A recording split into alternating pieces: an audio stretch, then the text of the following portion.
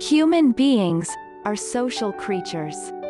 Our connection to others enables us to survive and thrive.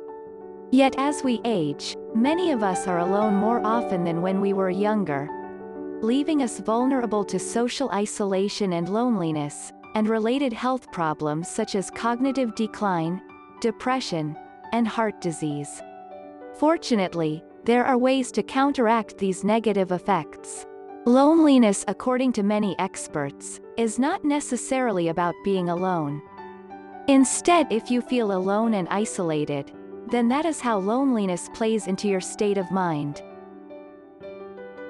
Loneliness has a wide range of negative effects on both physical and mental health, including alcohol and drug misuse, altered brain function, Alzheimer's disease progression, antisocial behavior, cardiovascular disease and stroke, decreased memory and learning, depression and suicide, increased stress levels, poor decision-making.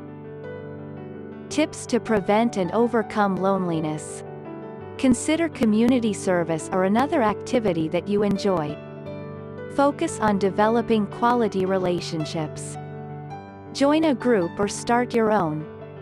Strengthen a current relationship. Talk to someone you can trust.